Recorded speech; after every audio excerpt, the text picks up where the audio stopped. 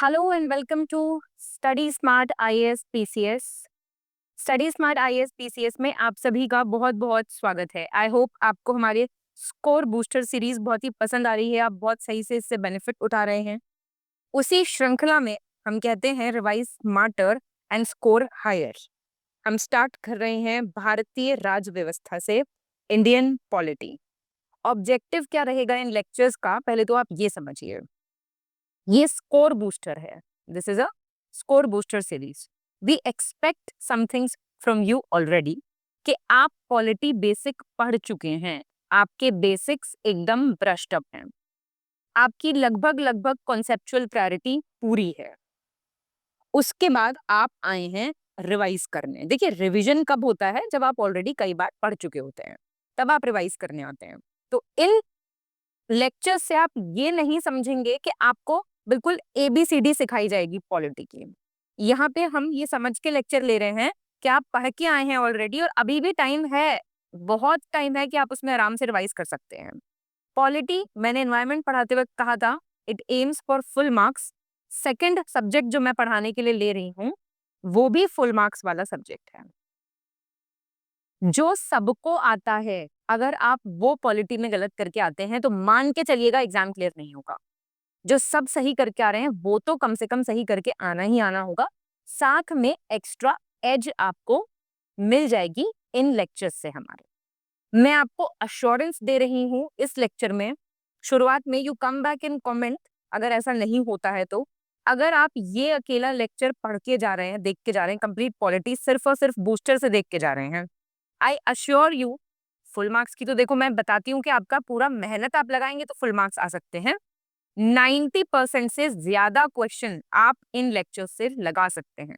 और अगर आपने साथ में ऑलरेडी हमारा ग्रंथ प्रोग्राम ज्वाइन किया हुआ था, जिसमें पूरी घटना चक्र को बहुत ही कमाल के तरीके से कंप्लीट कराया जा चुका है, बिफोर 10th सितंबर कराया जा चुका है, ये बता रही हूं मैं, हो चुके हैं लेक्चर्स कंप्लीट। अगर आप उनको देख के यहाँ पे आ रहे हैं तो ये तो आपको ऐसे लगेगा एकदम बच्चों का खेल। I am very clear about it. इसी के साथ हम शुरुआत कर रहे हैं। अब आप देख सकते हैं हम क्यों स्कोर बूस्टर करा रहे हैं। यहाँ पे आप पॉज कर लीजिए, उसको पढ़ लीजिए। मैं आपको बता चुकी हूँ, please revise smarter and score higher and higher. This will be our table of contents. आप देख सकते हैं, कोई दिक्कत ही नहीं है। तो शुरुआत कर रहे हैं हम हिस्टोरिकल बैकग्राउंड से। पहला कदम था रेगुलेट करने का 1773 का एक्ट। इट वाज द पहला कदम। अब मैम ने ऐसे लिखा था ऊपर, ऐसे याद रखना, प्रोविजंस यही याद हो जाएंगे। याद रखना, ट्रिक से समझाया जाए ना समझाया जाए, जैसे मर्जी समझाया जाए, इस लेक्चर के बाद डायरेक्टली कोई पॉलिटी का पीवाईक्यू लगा लेना इस लेक्चर को देखने के बाद। तो सबसे पहले क्या होगा, ब्रिटिश ईस्ट इंडिया कंपनी जो है, ब्रिटिश गवर्नमेंट जो है, वो ईस्ट इंडिया कंपनी को रेगुलेट करने के दिशा में आगे बढ़ेगी। तो वो क्या करेगी, पावर देगी। गवर्नर ऑफ बंगाल को, जीओबी को, गवर्नर जनरल ऑफ बंगाल बनाया जाएगा। जीओबी से जीजीओबी बना दिया जाएगा। ठीक है, जैसे ही वो गवर्नर जनरल बनेंगे, बॉम्बे मद्रास को लाके उनके पैरों में लिटा दिया जाएगा, सबऑर्डिनेट बना दिया जाएगा। वॉरेन हेस्टिंग्स पहले थे जो ऐसे गवर्नर जनरल बने थे।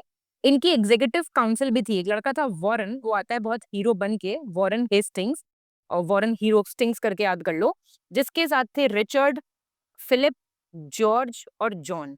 रिचर्ड, फिलिप, जॉर्ज, जॉन की एग्जीक्यूटिव काउंसिल बन गई। अब जब काउंसिल बन गई तो नियम कौन बनाएगा भाई? नियम रेगुलेट तो करेगा गवर्नर जनरल, नियम के लिए चाहिए होगा एक बॉस, सुप्रीम कोर्ट। कहाँ बना था? नई दिल्ली में नहीं बना था, 1774 में कलकत्ता में बना था। क्वेश्चन पूछता है, पहले चीफ जस्टिस कौन थे? एलिजा इम्फे। अदर जजेस लिखे हुए हैं, आप देख सकते हैं, क्वेश्चन नहीं पूछेगा, एलिजा इम्फे पे ही क्वेश्चन पूछेगा। ब्रिटिश सरकार का ईस्ट इंडिया कंपनी पे पहला कंट्रोल है ये हमारा 63 का एक्ट। रेगुलेशन आया तो गवर्नर जनरल और कोर्ट बना, सिंपल। फिर आता है पिट्स इंडिया एक्ट 1784। अब यहाँ पे कहाँ कंट्रोल, अब कंट्रोल वर्ड याद रखते जाना, और यहाँ देखना, यहाँ पे ईस्ट इंडिया कंपनी पे कंट्रोल बना। अब कहाँ कंट्रोल बना? अब कंपनी के काम काज पे कंट्रोल बनेगा। तो उसके लिए एक कंट्रोल बोर्ड बनाया जाएगा, जिसको कहा जाएगा बीओसी। मतलब ब्रिटिश सरकार को पावर मिल गई यहाँ पे। कंपनी प्लस क्राउन का डुअल रोल शुरू हो गया एक तरह से देखा जाए तो। ठीक, पिट ने किया स्प्लिट, पिट ने किया स्प्लिट, पावर स्प्लिट हो गई कंपनी और क्राउन में, नई बॉडी बन गई बीओसी और COD. BOC political affairs manage करेगा, सीओडी कमर्शियल अफेयर्स। बीओसी में 6 मेंबर होंगे, ये सब कोई नहीं पूछेगा आपसे। डुअल गवर्नमेंट आ गई, मैंने आपको बताया ना, कंपनी प्लस क्राउन, दो चीजें यहाँ पे इन्वॉल्व हो गई। Pit is equals to split, and repeating it so that you can repeat it. अब कुछ गड़बड़ें हो गई थी तो अमेंडिंग एक्ट आया 1781 का, तो इन्होंने क्या कहा, जो ज्यूरिसडिक्शन है सुप्रीम कोर्ट का उसको थोड़ा सा क्लैरिफाई कर देते हैं। गवर्नर जनरल और काउंसिल को एग्जेम्प्ट कर दिया गया था सुप्रीम कोर्ट ने फॉर ऑफिशियल एक्ट्स। कंपनी के सर्वेंट्स को भी, मतलब उनके खिलाफ कोई कार्रवाई बेसिकली नहीं की जाए, और जो अपील होंगी प्रोविंशियल कोर्ट की वो गवर्नर जनरल की काउंसिल पे जाएंगी, सुप्रीम कोर्ट के पास नहीं जाएंगी। ये भी बहुत मुश्किल है कि इसके प्रोविजंस पूछे जाएं, स्टिल बताओ, बता तो पाओगे ना। 1793 के एक्ट से ट्रेड मोनोपोली कंपनी की एक्सटेंड हुई 20 साल के लिए, और 93 से 20 साल के लिए और मोनोपोली एक्सटेंड हो गई। अच्छा, जब ईस्ट इंडिया कंपनी बनी थी वो ईयर कौन सा था, मैं ईयर ही लिखने वाली थी, ईयर कौन सा था और उस टाइम पे इंडिया में कौन रूल कर रहा था? प्लीज, फर्स्ट क्वेश्चन आ चुका है, ऐसे बैठ के नहीं, मैंने क्या बताया, कथा नहीं है ये, सुननी नहीं है आपको, काम करना है। 1813, 13 के एक्ट से क्या आया, कंपनी की जो व्यापारिक मोनोपोली थी वो खत्म हो गई एक्सेप्ट चाय एंड चाइना। चाय एंड चाइना मोनोपोली एंड हो गई, बट चाय एंड चाइना कंटिन्यूड रहा। अब यहाँ पे ब्रिटिश क्राउन ने अपनी सोवरेनिटी, अपनी संप्रभुता एक्सटेंड करी इंडियन टेरिटरीज पे। Not so important, most important, Christian missionaries को कहा आइए हिंदुस्तान को क्रिश्चियन बनाइए, इसके लिए 1 लाख रुपए साल भी दिए गए थे। सबसे इंपॉर्टेंट पॉइंट, सबसे इंपॉर्टेंट, 13 से आए क्रिश्चियन मिशनरीज, 13 से आए क्रिश्चियन मिशनरीज। ये रहा। 33 के एक्ट ने क्या किया, गवर्नर जनरल ऑफ बंगाल को, GGOB को गवर्नर जनरल ऑफ इंडिया बनाया, GGI बना दिया, GGOI कह लो, GGB को गवर्नर जनरल ऑफ बंगाल को, और ऐसे कौन बने थे, बेंटिक, बेंटिक, वहां था हीरो हेस्टिंग्स, यहां था बॉस बेंटिक। ठीक है, मद्रास और मद्रास, बॉम्बे और मद्रास के गवर्नर्स की कोई पावर नहीं बची, छोड़ दो उसको। कंपनी की कमर्शियल एक्टिविटीज पे अंत लगा दिया गया, यहाँ पे बहुत धांधलेबाजी चल रही थी कंपनी में, तो उस पे अंत लगा दिया गया। एक लॉ मेंबर मैकॉले इंट्रोड्यूस किया गया गवर्नर जनरल की काउंसिल में। इंडियन लॉन्स को कोडिफाई किया गया, कंसोलिडेट किया गया, मतलब 33 से होता है centralise, 33 is equal to centralise. Slavery abolish करने की भी यहाँ हल्की सी कोशिश की गई थी, बाय चांस आए तो आप याद रख सकते हैं। चार्टर एक्ट ऑफ 1853 से लेजिस्लेटिव प्लस एग्जीक्यूटिव फंक्शंस को अलग अलग किया गया। आईसीएस में भर्ती की बात की गई कि कंपटीशन यहीं से है, देखो याद रखना, 53 से जड़ शुरू है आप लोगों के आज के कष्ट की, तो ये एक्ट तो नहीं भूल सकते आप। मैकॉले की रिपोर्ट थी तो उसमें आईसीएस एग्जाम से भर्ती होगी। ठीक है, open competition for civil services started, representation system की शुरुआत हुई, गवर्नर जनरल को एम्पावर किया गया टू वेटो बिल्स, थोड़ी पावर दी गई। ठीक है, तो अब 53 से भी एक स्प्लिट आया, एक स्प्लिट पिट लाया था, अब एक इससे भी एक स्प्लिट आया, ऐसी ध्यान रखने के लिए याद रख सकते हो। अब यहां तक हो, 58 तक आते आते रिवोल्ट ऑफ 1857 हो चुका है बैकग्राउंड में। ठीक है, तो यहाँ पे कंपनी रूल को समाप्त कर दिया गया और यहाँ पे क्राउन रूल एंटर किया। इसको act for the good government of India बोलते हैं, but it was the act for the good government of crown. Governor general of India सीधा विक्ट्री, वी बन गया, नेता बन गया, बड़ा नेता। पहले थे कैनिंग, कैनिंग, बॉस बेंटिक के बाद आ गए कैनिंग, लॉर्ड कैनिंग, जो कि बने पहले वाइसरॉय। सेक्रेटरी ऑफ स्टेट बना, एक अलग से काउंसिल बनी, 15 मेंबर थे, नहीं पूछेगा कोई। डुअल गवर्नमेंट जो आई थी, कंपनी प्लस क्राउन, अब भैया कंपनी गायब, only crown, fits India act वाला गायब हो गया। 58 कंपनी गेट बंद, 58 कंपनी गेट बंद, 58 कंपनी गेट बंद। अब देखो इससे ज्यादा अच्छे से नहीं बता पाऊंगी, इससे ज्यादा बच्चों की तरह भी नहीं बता पाऊंगी, ठीक है। फिर आता है 61 का एक्ट, 1861 का। इंडियंस को पहली बार काउंसिल्स में नॉमिनेट किया गया। सबसे पहला बात है ना, एकदम से इसके बारे में यही याद किया करो, ठीक है। लेजिस्लेटिव काउंसिल्स एक्सपैंड हुए, वायसराय को ऑर्डिनेंस मेकिंग पावर दी गई। तो 61 एंट्री डन, ऐसे याद कर लो। कहाँ? इंडिया की एंट्री काउंसिल्स में, ठीक है। Indian participation law making process में स्टार्ट हो गया, ठीक है। नॉमिनेटेड इंडियंस कौन थे? Raja of Banaras, Maharaja of Patiala, sir Dinkar Rao, पूछ सकता है बिल्कुल। और सत्येंद्र प्रसाद सिन्हा भी गए थे यहाँ पे काउंसिल में पार्टिसिपेट करने। Indian councils act of 1982, budget का डिस्कशन अलाउड किया गया। डिस्कशन, वोट नहीं, only discussion not vote. 92 budget view, 92 budget view. बस कुछ मेंबर्स यहाँ पे इनडायरेक्टली भी इलेक्ट होने थे, उनको भी पावर मिली। Now the councils act of 1909, पहले आपको पता होना चाहिए, मॉर्ले मिंटो रिफॉर्म्स इसको कहा जाता है, ठीक है। 09, Muslims please come in a line, Muslims line, याद रखना। मतलब पहली बार सेपरेट इलेक्टोरेट्स फॉर मुस्लिम्स की बात की गई, और इस टाइम पे ये मिंटो महाराज थे, इनको फादर ऑफ कम्युनल इलेक्टोरेट कहा गया। और देखिए सत्येंद्र प्रसाद सिन्हा पहले इंडियन थे जो वाइसरॉय की एग्जीक्यूटिव काउंसिल में सिलेक्ट हुए थे, जो ऊपर आया था ना अभी, इलेक्शन होने लगे थे, उसी का आगे बढ़ता हुआ वर्जन है ये, ठीक है। फिर आया government of India act 1919, Montagu Chelmsford reforms. Dyarchy आई, यहाँ पे डायआर्की आई, प्रोविंसेस में सब्जेक्ट्स को दो भागों में बांटा गया, ट्रांसफर्ड प्लस रिजर्व्ड। 19 डायआर्की, ऐसे करके आता था ना, सिंपल। हाई कमिश्नर बनाया गया, कोई नहीं पूछेगा आपसे, डायआर्की पूछेगा, डायआर्की 19, डायआर्की 19, 10 बार चिल्लाया था मैम ने, ऐसे करके याद रखना। फिर आपका आता है 1935 का एक्ट, सबसे इंपॉर्टेंट एक्ट। प्रोविंशियल ऑटोनॉमी दी गई, मतलब डायआर्की खत्म, जो ऊपर से आई थी वो यहाँ पे खत्म हो गई, ठीक है। डायआर्की खत्म हो गई, ऑल इंडिया फेडरेशन आया, बाई कैमरलिज्म आया, ठीक है।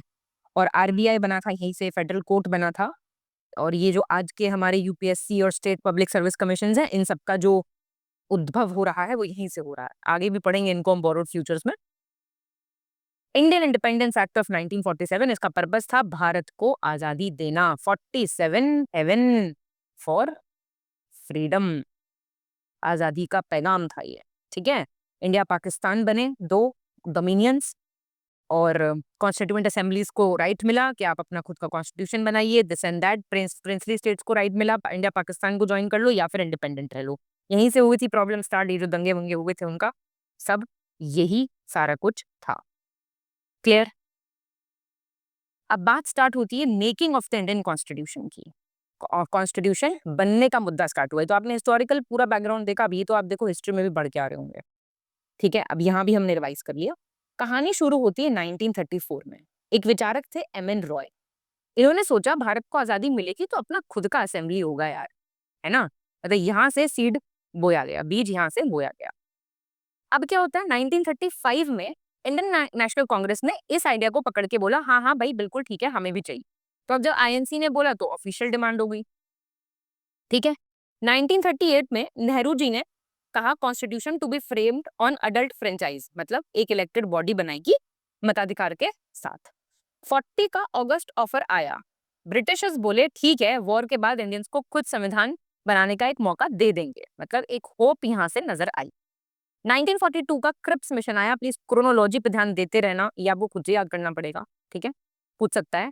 ब्रिटिशर्स ने कहा अच्छा ठीक है हम क्रिप्स मिशन भेज देते हैं, लेकिन भैया इंडियंस को तो बात ये पसंद नहीं आई थी, आप जानते ही हैं, तो ये तो फेल हो गया था। 46 के नवंबर की बात है, एंड में ब्रिटिशर्स ने बोला चलो कॉन्स्टिट्यूएंट असेंबली बना दो। तो यहाँ पे 389 मेंबर्स को चुना गया। 1946 में पहली मीटिंग होती है, 9 दिसंबर 1946 को।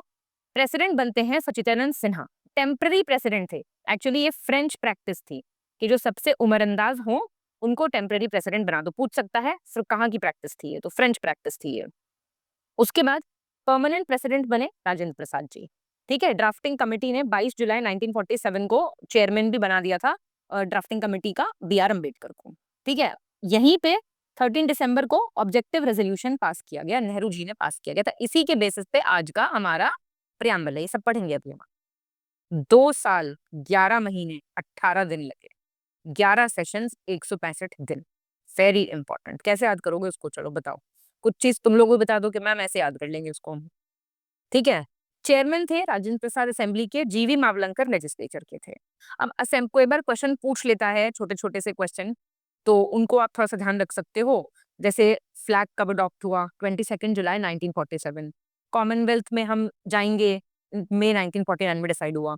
एंथम सॉन्ग और फर्स्ट प्रेसिडेंट, ठीक है, ASP, ये एक ही दिन हुए थे, 24 जनवरी 1950 को। डॉक्टर राजेंद्र प्रसाद थे पहले प्रेसिडेंट, 24 जनवरी 1950 को। कॉन्स्टिट्यूशन अडॉप्ट कब हुआ, 26 नवंबर को। इफेक्ट में कब आया, आप जानते हैं, रिपब्लिक डे। क्या क्या था, एक प्रियम्बल था, 22 पार्ट्स थे, 395 आर्टिकल्स थे, 8 शेड्यूल्स थे। अभी तो अमेंडेड है, बट स्टिल आपको याद करना है, कई बारी डायरेक्ट क्वेश्चन आपसे पूछ लेगा, ऐसे फालतू क्वेश्चन बहुत पूछे जाते हैं। तो बस एक स्टोरी की तरह याद रखना, रॉय का आइडिया था, कांग्रेस की डिमांड थी, अगस्त की होप थी, क्रिप्स फेल हुआ, कैबिनेट सक्सेस हुआ, असेंबली ने मीट किया, पार्टीशन ने कट किया, फ्लैग अडॉप्ट किया, एंथम अडॉप्ट की, कॉन्स्टिट्यूशन अडॉप्ट की, और रिपब्लिक पैदा हुआ। ऐसे करके याद कर सकते हो। दोबारा सुन लेना, कोई जरूरी नहीं है ऐसे याद करना, बस बताने की बात है। तो इतना जो है आप याद कर सकते हैं मेरे हिसाब से, इसमें कोई दिक्कत परेशानी आपको नहीं आनी चाहिए। अब एक इंटरिम कैबिनेट बनी थी, देखो 1946 में। इंपॉर्टेंट यही है, अभी और भी आएंगी। एक तो ड्राफ्टिंग कमेटी वाली इंपॉर्टेंट है और एक ये इंपॉर्टेंट है। क्या कैसे करोगे, देखो, आसान तरीका है। जवाहरलाल नेहरू जी आप जानते हैं, भाई टॉप पे थे एकदम, तो इनको सारे इंपॉर्टेंट पोर्टफोलियोज मिले होंगे। वाइस प्रेसिडेंट थे काउंसिल के, इनको एक्सटर्नल अफेयर्स मिला। ये बाहर पढ़ के आए थे ना लंदन, तो इसलिए इन्हें बाहर का दे दिया, ऐसे करके याद कर लो। अब बाहर वाले लोगों से रिलेशंस कैसे मेंटेन करने हैं, ये भी इनको अच्छे से पता था, because he came from a very royal family. Sardar Vallabh Bhai Patel, अब ये जो है पावरफुल से आदमी है, तो इनको होम इंफॉर्मेशन और ब्रॉडकास्टिंग दिया गया। मतलब आज के अमित शाह से आप इनको कनेक्ट करके याद कर सकते हैं। डॉक्टर राजेंद्र प्रसाद, प्रसाद मिलता है, क्या करते हो प्रसाद का, खाते हो ना उसको, तो फूड और एग्रीकल्चर। ठीक है। जॉन मिठाई, ऐसे एकदम डॉक्टर जॉन मिठाई, थोड़ा इंग्लिश टाइप लग रहा है, तो industries and labour. Jagjivan Ram, Jagjivan, तो लेबर ना। सरदार बलदेव सिंह, अब सरदार लोग आप जानते हैं कितने पावरफुल होते हैं, सो डिफेंस उनको दे दिया गया।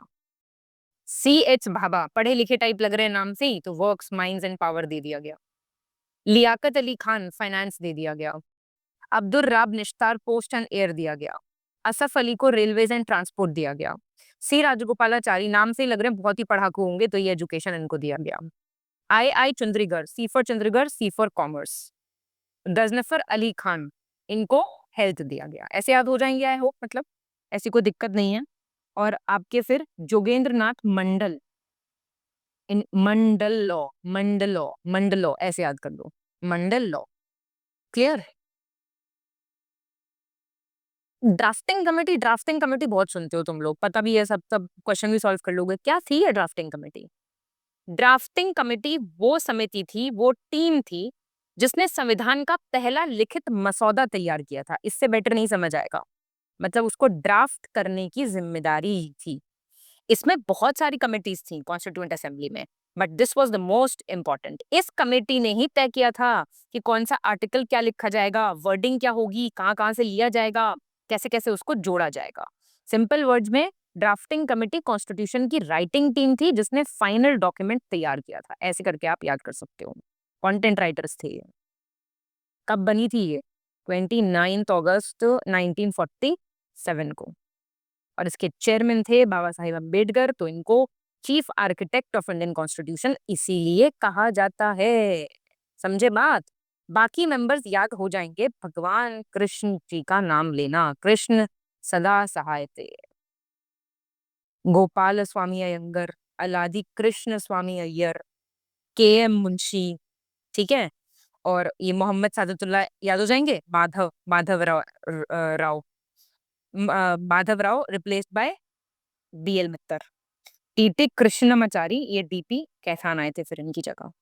तो अगर पहले नाम पूछेगा तो उसमें से देख लेना, एक को छोड़ के सारे नाम भगवान कृष्ण जी पे हैं। हो जाएंगे यार, नहीं हो जाएंगे? हो जाएंगे यार, ऐसी क्या बात है। ठीक है। और इसका फाइनल ड्राफ्ट कब दिया गया था? पहला ड्राफ्ट इसका आया था फेब 1948 में, खैर नहीं पूछेगा। फाइनल आया था 26 नवंबर 1949, जिस दिन इसको अडॉप्ट किया गया था। ये तो आप बता दोगे, कोई दिक्कत नहीं है। ठीक है। चलो, अब विमेन इन कॉन्स्टिट्यूएंट असेंबली, पहला सवाल कितनी थी? 15 थी। तो आप ऐसे याद कर लो, सुचेता, विजया, पूर्णिमा, कमला, बेगम, अमृता, सरोजनी, हंसा, दुर्गा, दक्षाइनी, मालती, अमू, रेनिका, लीना, एनी। अब यार लड़कियों के नाम है, ऐसे करके आप आराम से याद कर सकते हो, मतलब इसमें कोई दिक्कत मेरे हिसाब से नहीं है।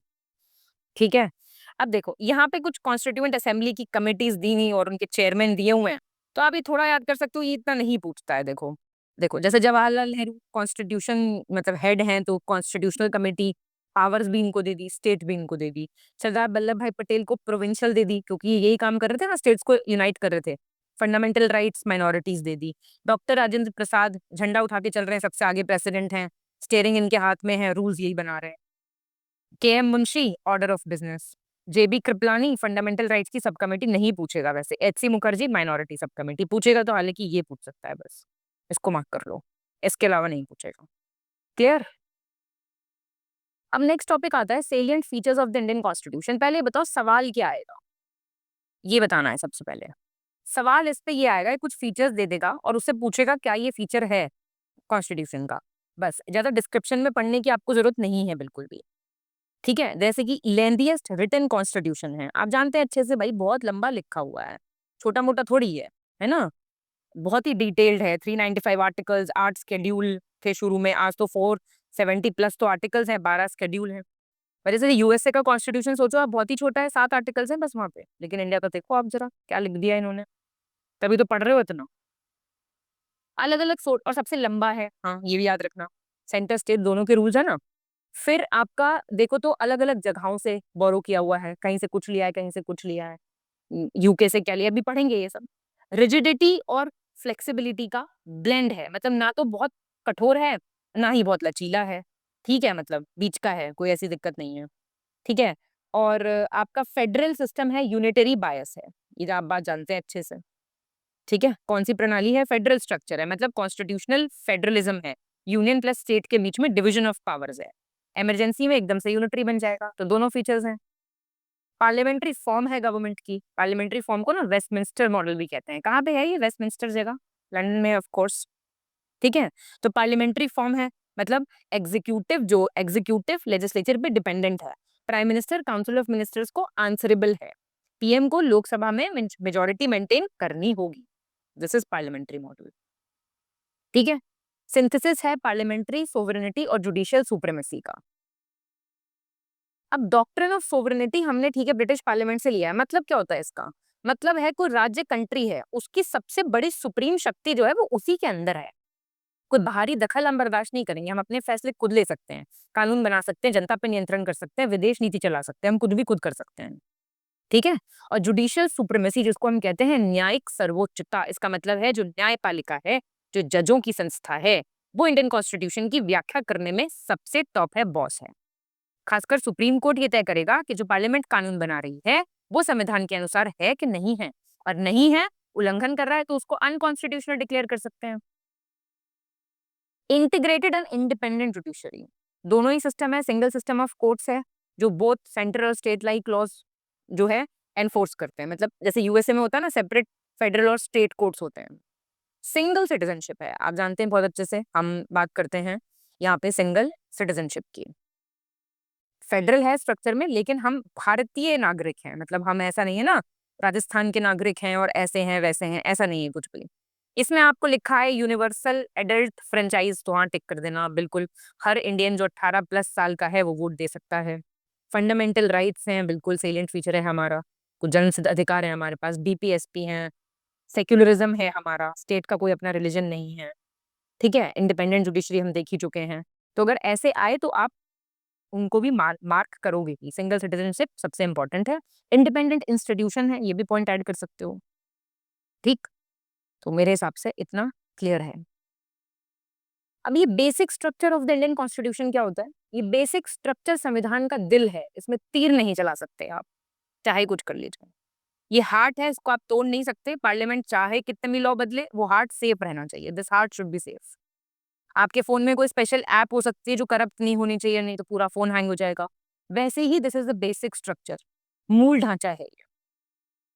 ठीक है, इसमें कोई दिक्कत नहीं आनी चाहिए। सबसे इंपॉर्टेंट हिस्से हैं जो कभी चेंज नहीं हो सकते, जिनके बेसिस पे कॉन्स्टिट्यूशन टिका हुआ है। क्लियर? अब इससे रिलेटेड कुछ केसेस हैं, मतलब इन एग्जाम्पल्स तो अभी हम देख ही लेंगे। अब इंपॉर्टेंट केसेस ये क्या करते हैं, ये इस बात को स्टैब्लिश करते हैं, ये उस दिल के रक्षक हैं ये केसेस, ये वाले। तो शंकरी प्रसाद केस, इन्होंने कहा था पहला अमेंडमेंट बिल्कुल ठीक है, आर्टिकल 13 जो है वो नहीं अप्लाई होगा कॉन्स्टिट्यूशनल अमेंडमेंट्स पे, ये आपसे नहीं पूछेगा बिल्कुल भी, तो इसमें नहीं पढ़ना। अभी केस याद कर लो और इसकी क्रोनोलॉजी याद कर लेना। फिर गोलकनाथ केस आया था 1967 का, इसी से रिलेटेड। 24th अमेंडमेंट आया था 1971 का। केशवानंद भारती तो आप जानते ही, सबसे इंपॉर्टेंट है, ये फेवरेट क्वेश्चन भी है यूपीपीसीएस का।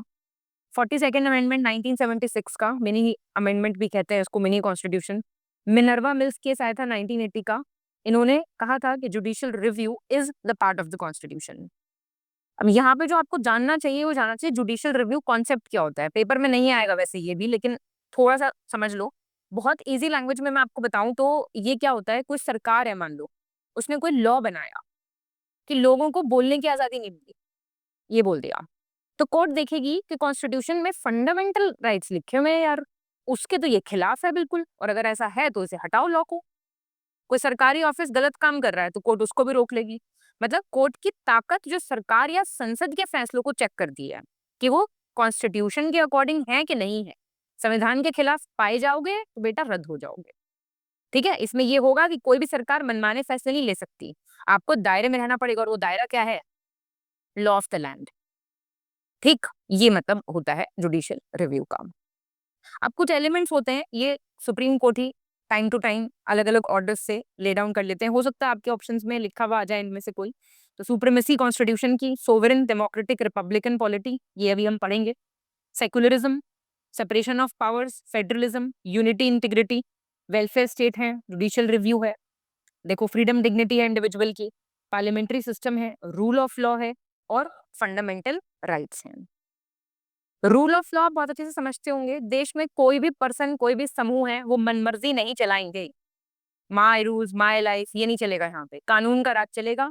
सभी लोग, प्रधानमंत्री हो, आम नागरिक हो, कानून के समान बिल्कुल बराबर है। लेकिन अब आप कहेंगे मैम रूल ऑफ लॉ की बात है तो फिर रिजर्वेशन सिस्टम भी है, उसका भी आपको एग्जाम्पल से समझाई जाएगी वो बात, अभी सिर्फ इतनी समझो। ठीक है, जितना बताया जा रहा है सिर्फ उतना अभी समझ के चलना, तो बहुत अच्छे से चीजें क्लियर हो जाएंगे। ठीक, तो ये आपका रूल ऑफ लॉ का मतलब होता है फंडामेंटल राइट्स दिए ही हुए हैं, आप जानते हैं, वो भी हम सब डिटेल्स में पढ़ेंगे अभी। यहाँ से अब हम सोर्सेज ऑफ इंडियन कॉन्स्टिट्यूशन याद करेंगे, ये इंपॉर्टेंट है भाई, क्वेश्चन जरूर आता है और बड़ा इंपॉर्टेंट है ये, तो मैंने आपके लिए कुछ निमोनिक्स भी बना दिए हैं, आप देख सकते हैं, ऐसे याद हो जाए तो ऐसे कर लो। इसका government of India act of 1935 से क्या क्या याद बोरो किया है, इसकी एक और टिक है, big heroes. Big heroes, B for bicameral legislature, I for interstate relations, G for governor का office, H for high emergency powers, E for executive powers divider, और आर है रेसिडरी पावर्स। हीरोज पर से लिख देते हैं, are क्या है, रेसिडरी पावर्स, ओ है office of public service commission, E है आपका इलेक्शन सेपरेट इलेक्टोरेट्स, और एस है सेपरेशन ऑफ पावर। तो आप ऐसे भी याद कर सकते हो, या फिर एफ जे, ठीक है, F G J P E एब, federal scheme, governor, judiciary, public service, emergency, और आपका distribution of powers, administrative details, और ये डिस्ट्रीब्यूशन ऑफ पावर्स। ऐसे भी आप याद कर सकते हो, इनको कैसे भी कर लो, इनका फर्स्ट फर्स्ट वो बना लो आप, क्या बोलते हैं, एक पर्टिकुलर चीज, या फिर आप ऐसे बिग हीरोज करके भी याद कर सकते हो। ठीक है, ब्रिटिश कॉन्स्टिट्यूशन से क्या लिया है, इसको याद करो, parli cab raps by cam. Parli क्या है, parliamentary government, cabinet system, writs, और रूल ऑफ लॉ। फिर ए है आपका अ लेजिस्लेटिव प्रोसीजर, ऐसे करके याद कर लो, लेजिस्लेटिव प्रोसीजर कानून बनाने की प्रक्रिया, पार्लियामेंट्री प्रिविलेजेस, सिंगल सिटीजनशिप, और बाई कैमरलिज्म। अभी कैसे भी याद कर लो भाई, याद कर लो, कुछ नहीं है और। ठीक है, फिर यूएस कॉन्स्टिट्यूशन से क्या लिया है, अमेरिका से हमने लिया है फिजर वीआईपी, फिजर वीआईपी, ऐसे करके याद कर लो। फंडामेंटल राइट्स हैं, जुडिशियल रिव्यू है, इंडिपेंडेंस ऑफ जुडिशरी है, रिमूवल या इम्पीचमेंट ऑफ प्रेसिडेंट जजेस है, वाइस प्रेसिडेंट है, आइडिया ऑफ प्रियम्बल है, और पावर टू डिक्लेयर इमरजेंसी है। ठीक है, आइडिया ऑफ प्रियम्बल या वाइप कर लो इसको, wipe, फिजर wipe, idea of preamble हो जाएगा, ये इमरजेंसी हो जाएगा, ऐसे भी याद कर सकते हो आप इसको। आयरिश डायरेक्ट, आयरिश कॉन्स्टिट्यूशन से याद करने का कर लो डायरेक्ट, मतलब आयरलैंड डायरेक्ट है, ऐसे कुछ कर लो याद। डिर, आजकल गाना नहीं चल रहा, डिर डिर करके कुछ चल रहा है, तो आयरलैंड में dir, directive principles of state policy, और आपका nomination of members to Rajya Sabha, और इलेक्शन ऑफ प्रेसिडेंट, ऐसे करके याद कर लो। डर कुछ भी मतलब थोड़ा बहुत बना लो, ऐसे कुछ हर चीज पे तो नहीं बना सकते हो, पर स्टिल आप कर सकते हो, ठीक है। इंडियन राज्यसभा नॉमिनेशन, और प्रेसिडेंट राष्ट्रपति के नियम, आर से राष्ट्रपति के नियम, राष्ट्रपति, ऐसे करके याद कर सकते हो। डायरेक्ट रूल्स ऐसे याद कर लो। अब आता है आपका कनाडा। कनाडा का क्या है पूरा, कनाडा का हमारा हो जाएगा फ्रिका, FRCA। फेडरेशन है स्ट्रॉन्ग सेंटर के साथ, रेसिड्यूरी पावर्स हैं, सेंटर अपॉइंट करता है गवर्नर्स को, ठीक है, और एडवाइजरी जुरिस्डिक्शन है सुप्रीम कोर्ट की। ऑस्ट्रेलियन कॉन्स्टिट्यूशन का देखें तो सिंपल है, CFJ, concurrent list, freedom of trade and commerce है, और जॉइंट सिटिंग है। ये तो वैसे भी याद रहेगा मेरे हिसाब से, ठीक। अब क्या आता है, आयरिश हमने पढ़ लिया है। अब हमारा नेक्स्ट आएगा वीमर कॉन्स्टिट्यूशन, ये जर्मनी का है, क्या याद करोगे इससे, वीमर से suspension of fundamental rights, emergency, simple. अब सोवियत यूनियन से आप सेप, से फिर सेप याद कर लो, सोशल इकोनॉमिक और पॉलिटिकल आइडियाज ली, फंडामेंटल ड्यूटीज ली, FD सेप, FD सेप, ऐसे याद कर सकते हो। फिर आपका आता है फ्रेंच कॉन्स्टिट्यूशन से, ये LEF लिया है यहाँ से, लिबर्टी इक्वालिटी फ्रेटर्निटी, जो प्रियम्बल में मेंशन्ड है वो यहाँ से लिया है। साउथ अफ्रीका से लिया है अमेंडमेंट और इलेक्शन राज्यसभा का, इलेक्शन राज्यसभा का। जापान से लिया है procedure established by law, rule of law कहाँ से लिया है, अभी पढ़ा है, अभी भूलना जाना ये सारी चीजें, ठीक है, तो ऐसे आप याद कर सकते हो इनको। अब हम बात करेंगे प्रियम्बल की, प्रस्तावना, भारतीय संविधान की प्रस्तावना। ये प्रियम्बल हमारा आइडेंटिटी कार्ड है, पहली चीज तो याद रखना, सारांश है इसका, ठीक है। अमेरिकन कॉन्स्टिट्यूशन वो पहला कॉन्स्टिट्यूशन था जिसने प्रियम्बल से बिगिन किया था। क्वेश्चन पूछेगा, ऑब्जेक्टिव रेजोल्यूशन जो पंडित नेहरू ने मूव किया था उसके बेसिस पे आज का प्रियम्बल है, ये क्वेश्चन आता है। इसकी डेट अभी ऊपर देख के आए हो, भूल गए हो तो पढ़ लो पीछे जाके। एक लेक्चर में आपको याद भी कराया जा रहा है, और अगर आपको उसके बाद भी याद नहीं हो रहा है तो देखो याद होता नहीं है, फिर याद होता है मेहनत करने से, कंफर्ट जोन से बाहर आने से। अच्छा नहीं लगेगा आपको, बहुत गंदा लगेगा याद करने में, कोई बात नहीं। तो फिलोसफी और विजन है ये हमारी, क्या ये अमेंड हो चुकी है, हाँ जी एक बार, 42nd अमेंडमेंट से सिस आई थी, सिस बहन हमारी, सिस, सोशलिस्ट सेक्युलर इंटीग्रिटी, 1976 में ये वर्ड्स ऐड हुए थे। क्वेश्चन डायरेक्ट पूछता है तो भाई डायरेक्ट याद कर लो। कुछ तो डायरेक्ट क्वेश्चन है जिसमें कोई 3 पेज नहीं चलते, उसमें आपको ट्रिक चाहिए, निमोनिक चाहिए, पता नहीं क्या क्या चाहिए, ऐसा ना करो, बात मान लो मेरी, अच्छे बच्चों प्लीज बात मान लो। कीवर्ड्स अब इसमें कुछ दिए हूँ, अब इंटरव्यू वगैरह में आप जाएंगे कभी तो पूरी प्रियम्बल भी पूछ लेंगे आपसे, प्लीज रिसाइट द प्रियम्बल, तो वो चलिए तब याद कराएंगे। अभी फिलहाल कीवर्ड्स थोड़ा सा समझ लीजिए इनको, मैं आपको डायरेक्ट समझाऊंगी, फिर आपको ये सब कहानी इतनी जरूरत नहीं पड़ेगी, उससे फैक्ट्स हैं वो हम याद कर लेंगे, कोई बात नहीं। सोवरेन का मतलब होता है संप्रभु। पहले बात तो सबकी हिंदी पढ़ के जाया करो, और हिंदी इंग्लिश कुछ नहीं होता, दोनों तरफ हिंदी इंग्लिश लिखी होती है, दोनों को पढ़ा करो। कोई विदेशी ताकत हमें कंट्रोल नहीं करेगी, डोमेस्टिक और बाहरी मामलों में हम हमारी मर्जी से रहेंगे, यहाँ पे है मेरी मर्जी, भारत चाहे रशिया से दोस्ती करे या यूएसए से करे, हमारी मर्जी है भाई ये, ठीक। सोशलिस्ट कैसे हैं भाई, हम सबके लिए बराबरी का समाज बनाएंगे, जहां अमीर गरीब का अंतर कम होगा और गरीब की मदद की जाएगी। गवर्नमेंट गरीबों को, किसानों को, मजदूरों के लिए वेलफेयर स्कीम बनाएगी, क्योंकि हम सोशलिस्ट हैं इसलिए हम ऐसा कर रहे हैं। मनरेगा, राइट टू एजुकेशन, मुफ्त राशन योजना, ये सब। कांग्रेस पार्टी ने ये रेजोल्यूशन अडॉप्ट किया था, अवधि सेशन हुआ था एक वहां पे। तो डेमोक्रेटिक सोशलिज्म इंडिया में मिक्स्ड इकोनॉमी की बात करता है, पब्लिक प्राइवेट पार्टनरशिप की बात करता है, वो हो भी रहा है।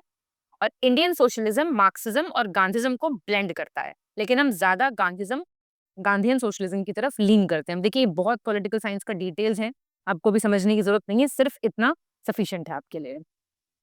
सेक्युलर हैं हम कैसे, सरकार का कोई अपना धर्म नहीं है, state has no religion, state has no religion, if this line comes in your examination please mark it correct.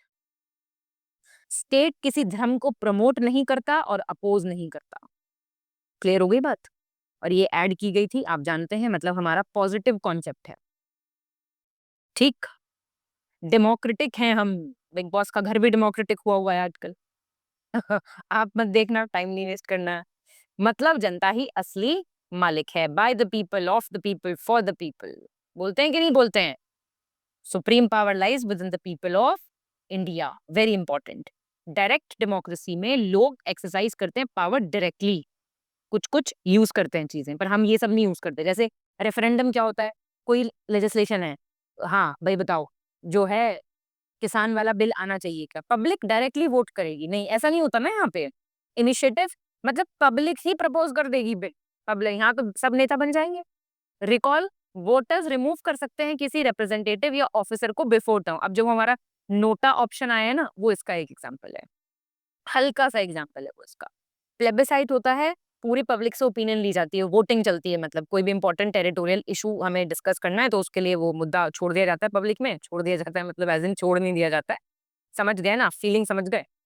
यहाँ पे इनडायरेक्ट डेमोक्रेसी है, मतलब हमने अपने विधायक जी बिठाए हैं, हमने अपने सांसद जी बिठाए हैं वहां पे। ठीक, ऐसे होता है ये। रिपब्लिक कैसे हैं आप?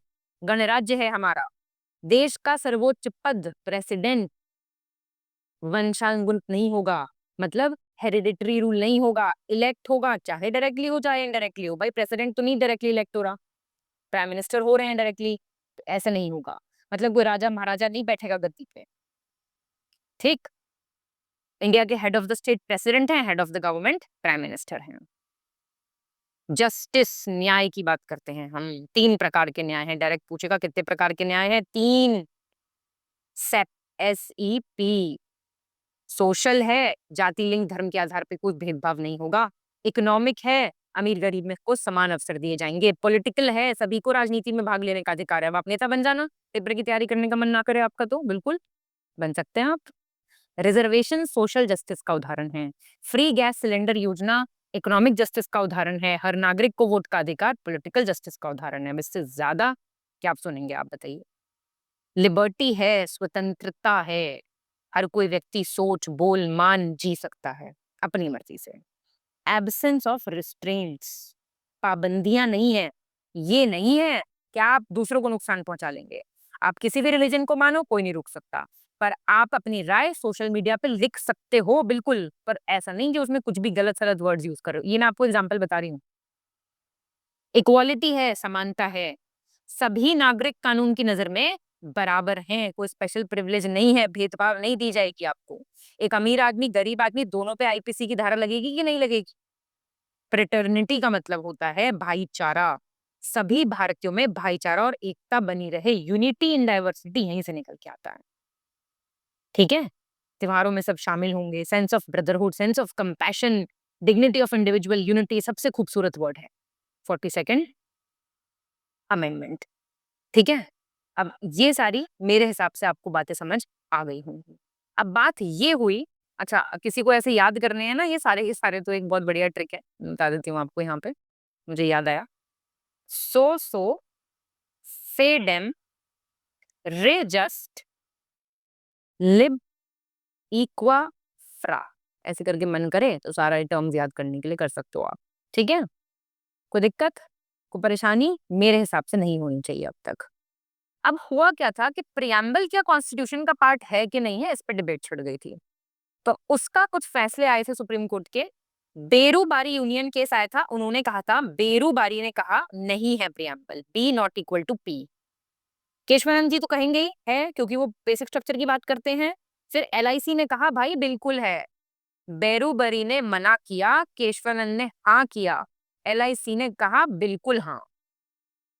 ठीक है, अब कुछ अलग अलग लोगों ने प्रियम्बल को अलग अलग संज्ञाएं दी थी कुछ, तो वो देख लीजिए, पूछ लेता है कई बार पेपर में। कोर सोल, देखिए कोर होता है गोल, गोलकनाथ है गोल, ऐसे याद कर लो।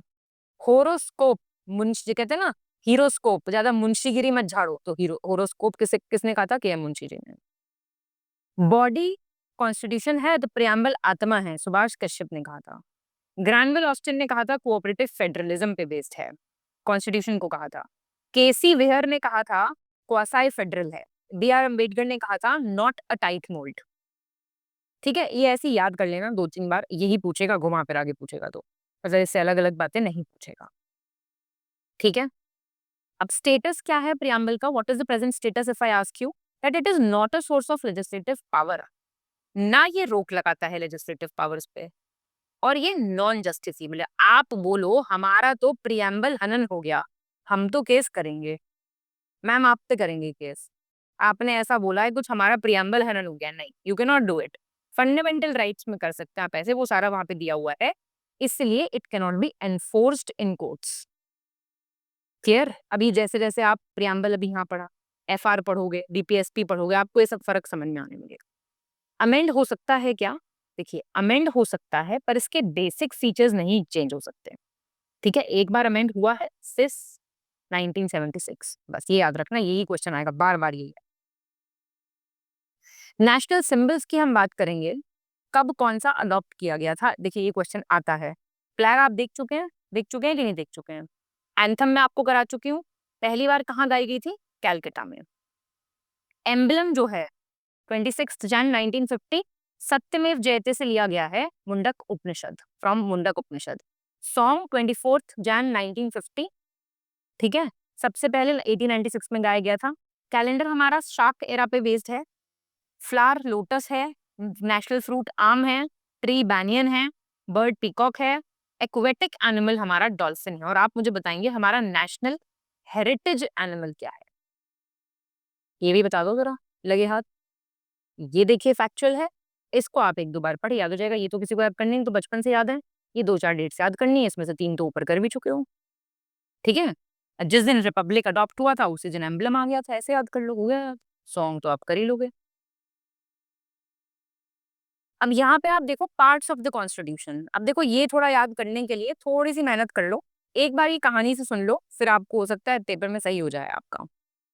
आई पार्ट 1, मतलब 1 से एक डंडा खींचा हुआ है ना, तो मतलब I for identity. What is our identity? India का नाम क्या है? तो उसकी स्टेट्स और यूटीज है ना इसमें, तो ये है आपकी इंडिया की आइडेंटिटी। दूसरा, कौन लेगा ये आइडेंटिटी? नागरिक कौन बनेगा? Citizen card.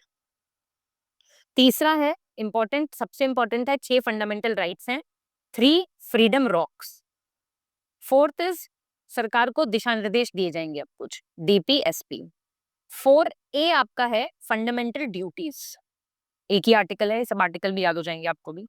पार्ट 5 आपका मतलब सेंटर की गवर्नमेंट। पार्ट 5 इज सेंटर की गवर्नमेंट, वीआईपी एट सेंटर, ऐसे लिखते हैं ना 5, तो आईपी एट सेंटर। सिक्स्थ में, सिक्स्थ ऐसे लिखते हैं, आगे आता है डंडा, वीआईपी इन स्टेट्स। ठीक है, सेवेंथ रिपील्ड है, तो आपको कोई देखने की जरूरत नहीं है, छोड़ दो उसको। 8 की बात करें तो 8 यूटी का part, union territories.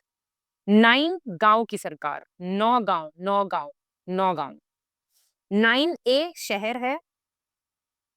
9B, 9B business co-op, business cooperative, cooperatives हैं। ठीक, पार्ट 10 में 10, how how do you write 10X, exclusive areas, scheduled and tribal areas, special areas. Clear? I hope समझ रहे हैं आप, मतलब ये शायद बेटर तरीका है। 11 EX, एक एक्स्ट्रा रिलेशन, मतलब लेजिस्लेटिव प्लस पावर्स दोनों की। 12 में पैसा और डील्स है पूरी, 12 12 पैसा, 12 पैसा। 13 13 लकी नंबर है, 13 trade, 13 trade, lucky unlucky, interstate trade and commerce. 14 services and job, civil services, UPSC etcetera. 14A, A for appeal tribunals, tribunals में अपील कर सकते हो आप जाके, ये 42nd अमेंडमेंट से आया था। 15 वोटिंग सीन, 15 वोटिंग सीन यानी कि इलेक्शंस। 16 रिजर्वेशन फिक्स है, इसमें रिजर्वेशन है, रिप्रेजेंटेशन है। 17 में लैंग्वेज है। 18 इमरजेंसी गेट। फिर आपका 19 दिस इज मिसलेनियस। 20 कॉन्स्टिट्यूशन संशोधन, 20 संशोधन। 21 special one, 21 special one. 22 and note, and note short title, commencement, and note मतलब कॉन्स्टिट्यूशन का नाम, लैंग्वेज, ये सब है। ठीक है, बाकी कोऑपरेटिव सोसाइटीज का था वो 9B में चला गया है, एक और था, और बाकी आप ये छोड़ सकते हो, बस इतना इंपॉर्टेंट है आपके लिए। ठीक है, तो आप इनको ऐसे भी याद कर सकते हो। एक तो तरीका ये हो गया, प्रॉपर पढ़ के आपने याद कर लिया। बाकी मतलब एक दो बार पढ़ोगे तो आपको ज्यादा बेटर तरीके से सब याद हो जाएंगे। ठीक है, अब इसके अलावा देखो एक बहुत ही फेमस ट्रिक है, तो आप उसी से याद कर सकते हो। You can fly fundamental rights directly. ये मैं ट्रिक बता रही हूँ आपको, चलो, पर एक एक बारी खुद से पहले पढ़ लिया ना अच्छे से, वो भी जरूरी है। फ्रॉम, ठीक, यूएस, यूनियन स्टेट्स, यूएस, ठीक है, तो टू यूटी, यूटी, ठीक है, टू। अब मीट आएगा, मीट कहाँ पे, मतलब this is panchayat and municipalities, ठीक। देन चाइल्ड ऑफ, चाइल्ड है किसके, एक सेकंड, ये हटाते हैं यहाँ से, ये हो जाएगा, देखो यूएस हो गया, ये तो है ही नहीं, इसको छोड़ दो, तो ये हो जाएगा आपका फिर यूपी, यूनियन टेरिटरीज, और पी, यूएस टू ले लेते हैं इसको, रिपील्ड है ये, यूपी। अच्छा, किस लिए गए, किसी से मिलने के लिए, टू मीट, कौन, चाइल्ड, किसके बच्चे, चाइल्ड किसके, चाइल्ड ऑफ शाम, स्केड्यूल्ड एरियाज, शाम, और शाम के बाद दूसरा नाम क्या है, Ram, relations between United states, Ram, ठीक है, और फिर खाए फ्रूट उन्होंने, फ्रूट्स का टेस्ट कैसा था, टेस्ट था sweet, they were sweet to eat, E for elections, ठीक है।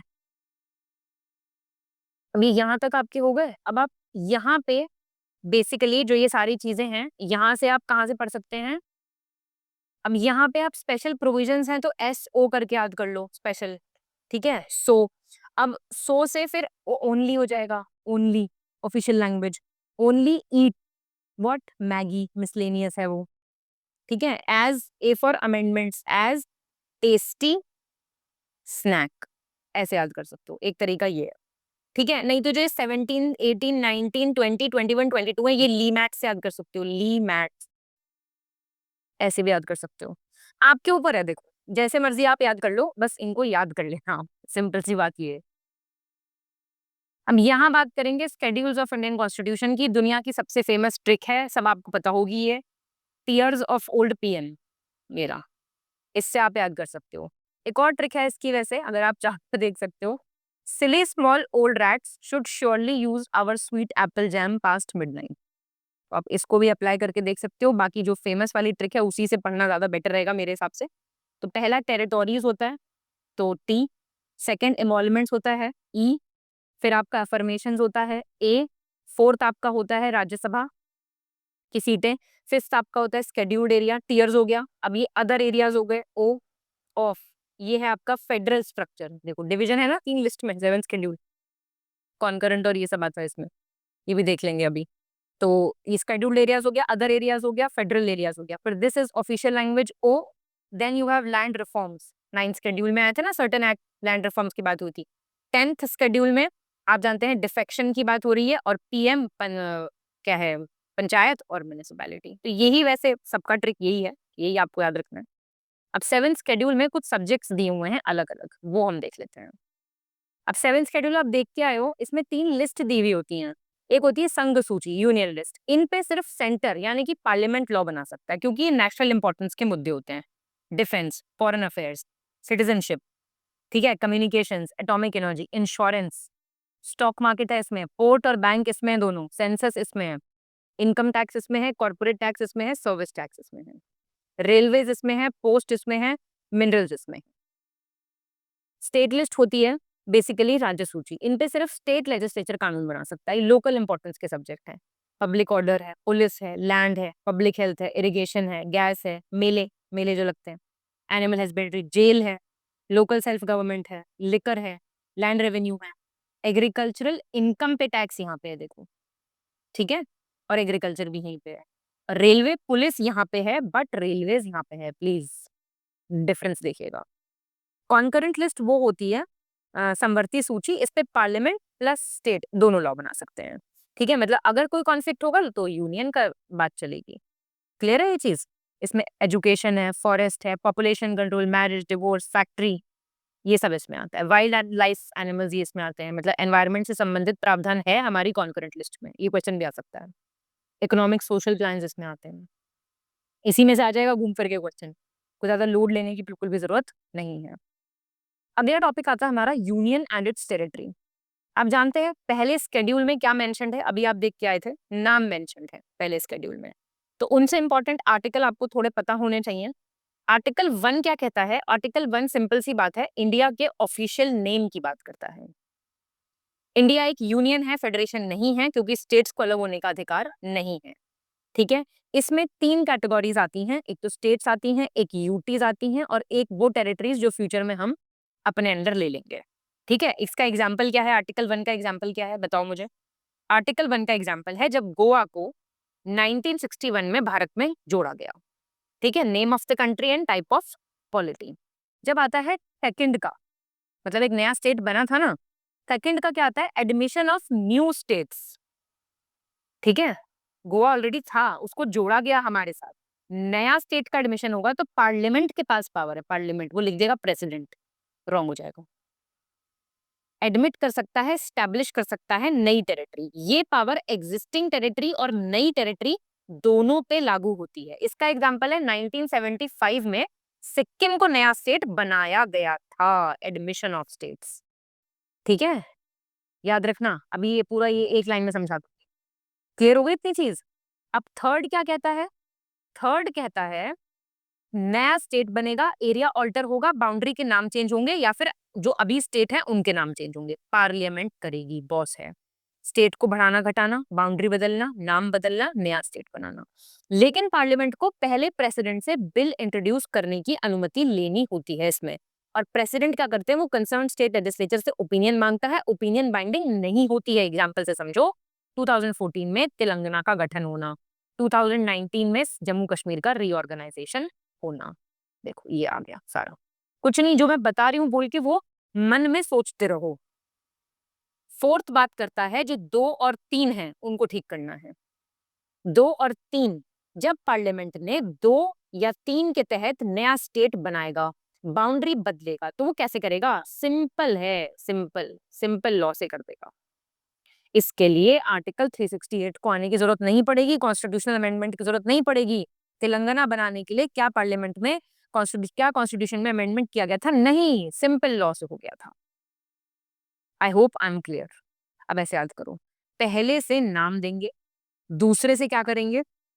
दूसरा नाम और टेरिटरी, दूसरे से न्यू नए स्टेट्स को एडमिट करेंगे या एस्टेब्लिश करेंगे, तीसरे में मॉडिफिकेशन करेंगे, एरिया, नाम, बाउंड्री, और चौथा सिंपल लॉ है, चौथे में सिंपल लॉ सफिशिएंट है, कोई बड़ा अमेंडमेंट नहीं चाहिए। ये याद कर लो, नहीं हो सकता क्वेश्चन गलत, गारंटी दे रही हूँ मैं इस चीज की।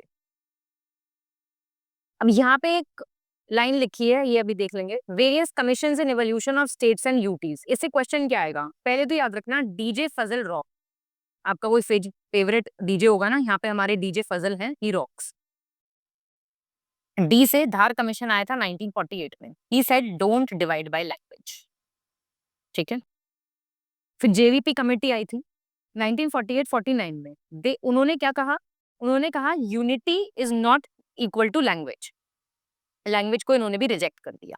ठीक है, फैजल अली ने क्या कहा कि बना लो चलो लैंग्वेज पे, पर एडमिनिस्ट्रेशन को भी देख लेना। इसमें फजल अली कमीशन में 3 मेंबर्स थे, फजल अली, के.एम. पाणिकर, एच.एन. कुंजरू, ये तीनों मेंबर्स के नाम याद रखने हैं।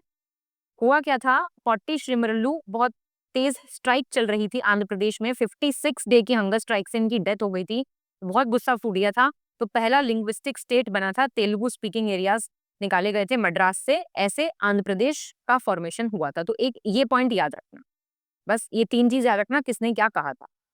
अब क्या होता है इससे? पहले धार ने मना किया, जेवीपी ने टाला, फजल ने संभाला, ऐसे याद कर लो। ठीक है, अब यहाँ पे जो स्टेट रीऑर्गेनाइजेशन एक्ट था 1956 का, नए स्टेट्स और यूटीज बने थे 1956 के बाद। इसमें क्वेश्चन क्या आएगा ये भी दिया हुआ है एक नोट में, पर आप थोड़ा सा देख लेना इसको रिवाइज करके। ठीक है, 1960 से महाराष्ट्र गुजरात को बाइफरकेट किया गया था, अब क्वेश्चन क्या आ सकता है मैं आपको बताती हूँ। जैसे 1961 दादरा नगर हवेली आया था, ये तो आप अलग से अमेंडमेंट्स में भी पढ़ेंगे ही हम। 62 में गोवा दमन एंड दीव आया था, 63 में नागालैंड आया था, 66 में हरियाणा आया था, 71 में हिमाचल प्रदेश आया था। सबसे इंपॉर्टेंट ये है, सिक्किम बहुत पूछता है। 36 कॉन्स्टिट्यूशनल अमेंडमेंट से सिक्किम को फुल फ्लेजेड स्टेट बनाया गया था। आप देख रहे हो यहाँ पे अमेंडमेंट का यूज क्यों हो रहा है, क्योंकि नया स्टेट प्रॉपर फुल फ्लेजेड बनाया जा रहा है। ठीक है, लेटेस्ट वाले ध्यान रख सकते हो, तेलंगाना 19 में आपका 2 यूटीज बने। अब देखो, नागालैंड, हरियाणा, सिक्किम, अरुणाचल, ये है क्रोनोलॉजिकल ऑर्डर स्टेट फॉर्मेशन का। आपको यही याद रखना, ठीक है। एक दो बार इसको टेबल को देखोगे आप, आपको याद हो जाएगा। ठीक है, सॉल्व करोगे क्वेश्चन तो बहुत अच्छे से आपको चीजें क्लियर हो जाएंगी। सिटीजनशिप से अगले लेक्चर से स्टार्ट करेंगे, ऑलरेडी लेक्चर बड़ा हो गया है, तो अब पढ़ना है तो बड़ी भी होंगी चीजें। प्लीज अच्छे से रिवाइज कीजिए चीजों को, ठीक है। आपके खुद के कुछ ट्रिक्स बन रहे हैं, कुछ ऐसा थोड़ी आप हमारे ऊपर ही डिपेंडेंट हो जाओ। आपको लगता है ये चीजें बन रही है तो आप प्लीज कमेंट कर दिया करो। अब कुछ आलसी बच्चे हैं ना जो कुछ नहीं करते, वो कमेंट पढ़ लेते हैं डायरेक्ट जाके। कुछ तो वीडियो पॉज करके डायरेक्ट कमेंट पढ़ते हैं, पहले देखते हैं लिखा क्या हुआ है, कुछ काम का है क्या नहीं। तो वो काम का उनको दे दो पढ़ने के लिए, ठीक है। लिखना सबको चाहिए, जितनी पूछी है बातें वो लिखो, और ये सारी चीजें जो है रिवाइज करते रहो, ठीक है। Please keep studying, keep smiling. अभी मेहनत करने का टाइम है, लास्ट जोश दिखाना है हर एक को, एंड दिस जोश should be high, very high. चलिए मिलते हैं नेक्स्ट लेक्चर में, तब तक के लिए प्लीज इसको पढ़ते रहिए, क्विज सॉल्व करते रहिए नेहा मैम के साथ अच्छे से, और ये सारी चीजें पढ़ते रहिए। Thank you so much, have a nice time.